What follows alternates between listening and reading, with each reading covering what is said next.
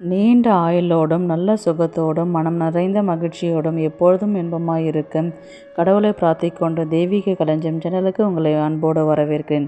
ஆன்மீக அன்பர்கள் அனைவருக்கும் என் பணிவான வணக்கத்தை சொல்லிக்கொண்டு இந்த பதிவினை தொடங்கலாம் வாங்க. நம்ம சேனல் இப்போ தான் ஃபஸ்ட் டைம் பார்க்குறீங்களா? ப்ளீஸ் சப்ஸ்கிரைப் பண்ணிக்கோங்க. நான் போடுற பதிவுகள் உடனுக்குடன் உங்களை சேரும். அதன் மூலம் நீங்கள் கேட்டு பயன்பெறுவீர்கள். இன்றைக்கி நம்ம சேனலில் என்ன பார்க்க போகிறோன்னு பார்த்தீங்கன்னா, ஆடி வெள்ளியுடைய ஆடி மாதம் வருகின்ற 17ஆம் தேதி புதன்கிழமை ஆடி மாதம் பிறக்கின்றது. ஆடி மாதனுடைய சிறப்புகள், செவ்வாய்க்கிழமை வெள்ளிக்கிழமை நம்ம எப்படி வீட்டில் பூஜை பண்ணுறதுனால அம்மனுடைய அருள் கிடைக்கின்றது, நம்ம அதை பற்றி தெரிஞ்சுக்கலாம். வாங்க வீடியோக்குள்ளே போகலாம்.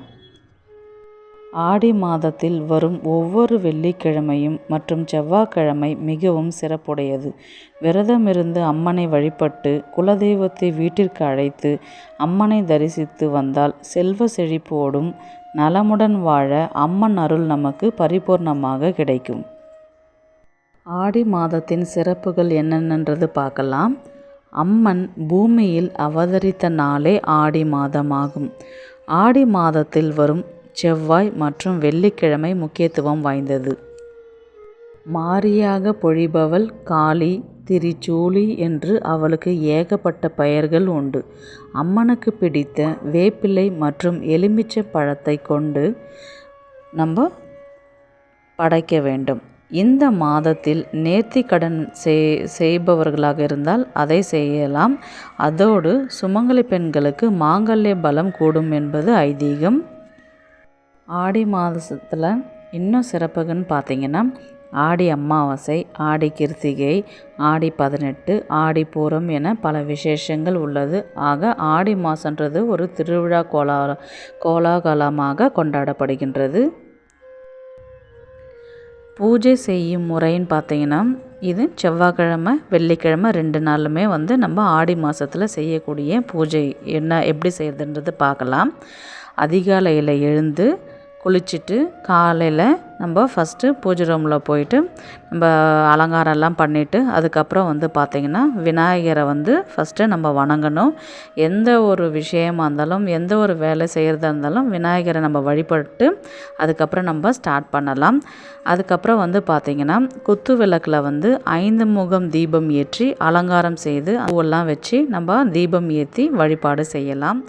ஈவினிங் டைம் பார்த்திங்கன்னா நம்ம குத்து விளக்குக்கு 108 அம்மன் போற்றியே சொல்லி நம்ம சொல்லலாம்.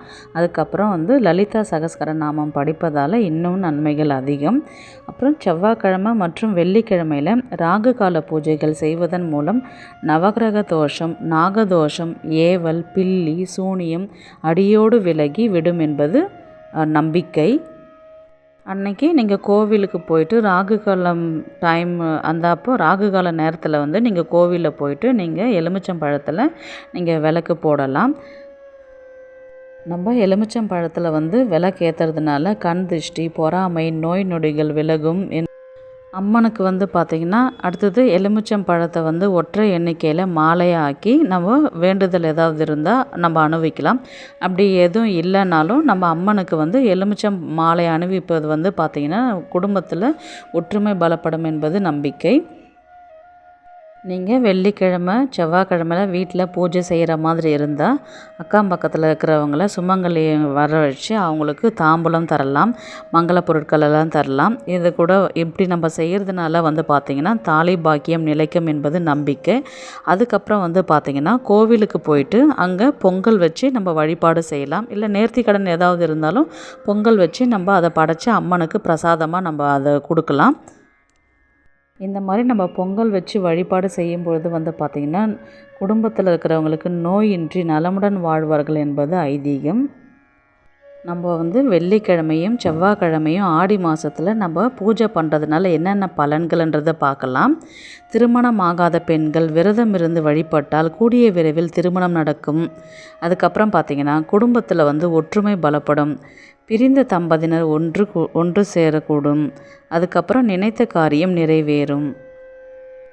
அடுத்தது பார்த்திங்கன்னா செவ்வாய்க்கிழமை மற்றும் வெள்ளிக்கிழமையில் வந்து நம்ம முகத்திற்கு மஞ்சள் பூசி பூஜைகள் செய்வதன் மூலம் மாங்கல்ய பாக்கியம் நிலைக்கும். நம்ம மற்ற நாளில் எதுவும் செய்யலைனாலும் அட்லீஸ்ட் அந்த ஆடி மாதத்துலையாவது நம்ம செவ்வாய்க்கிழமை வெள்ளிக்கிழமை நம்ம மஞ்சள் பூசி நம்ம அலங்காரம் தலைக்கு நிறைய பூ வச்சு கை நிறைய வளையல் போட்டு நம்ம பூஜை செய்யும் பொழுது அந்த அம்மனுக்கு ரொம்பவே பிடிச்சி அவங்க நம்மளுடைய வேண்டுதலை ஏற்றுப்பாங்கன்றது ஐதீகம். நம்ம அம்மனுக்கு அலங்காரம் பண்ணுறதுல சந்தனம் அலங்காரம் செய்யும் பொழுது வந்து பார்த்திங்கன்னா குழந்தை பாக்கியம் கிட்டும், தொழில் முன்னேற்றம், பதவி உயர்வு ஏற்படும். அதுக்கப்புறம் குங்குமத்தால் நம்ம அர்ச்சனை செய்து அபிஷேகம் செய்யும் பொழுது வந்து பார்த்திங்கன்னா நீடித்த மாங்கல்ய பாக்கியம், சுமங்கலி யோகம் கிட்டும். அதுக்கப்புறம் வந்து பார்த்திங்கன்னா மஞ்சளில் அலங்காரம் செய்து நம்ம வழிபாடு செஞ்சு அபிஷேகம் பண்ணும்போது திருமணம் தடை அகலும் என்பது நம்பிக்கை. நம்ம வந்து வெள்ளிக்கிழமையில் அம்மனை நம்ம வழிபட்டால் அள்ளி கொடுப்பாள் அம்பாள் என்பது புராணங்களே சொல்லுகின்றது.